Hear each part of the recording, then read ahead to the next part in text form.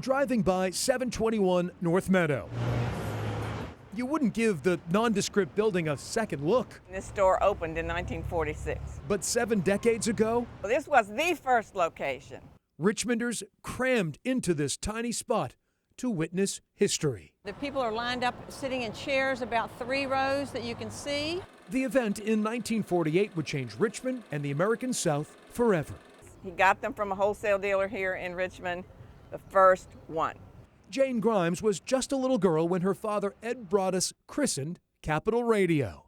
Oh yes, he knew it was going to be big. Absolutely, yes. Jane's sister, Bonnie Northern, says their radio repairman father was tuning into a new business opportunity. He was a man who was not afraid to make decisions. Television hits Richmond. WTVR is on the air. Bold newspaper ads trumpeted the coming of a changing technology.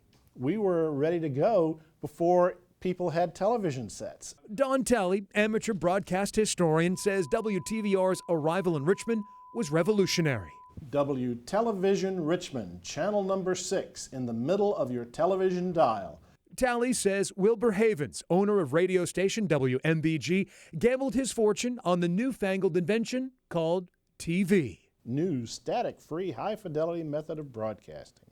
But who would watch? In January of 1948, there wasn't a single television set in Central Virginia. Talley, who's also an account executive at WTVR, says April 22nd, 1948 was the big day. It was a huge event. I did it. I set the camera up. I put the pictures up. I did the narrative. We went to black and white film. The late John Shan, WTVR's first anchorman, remembers that significant night. Fortunately for me, I went to work for a man who was very highly visionary.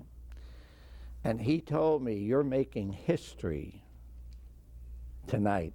The momentous evening would be the start of 70 years of informing and entertaining Central Virginia. Oh, it's where I grew up. It's like family home. You may not recognize Derwin Robinson's face, Good morning.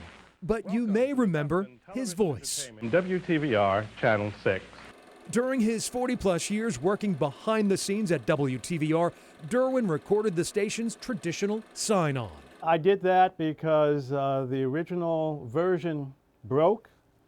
I asked for it to be, redone. I got tired of waiting, so I went in and did it myself. And they just let it stay.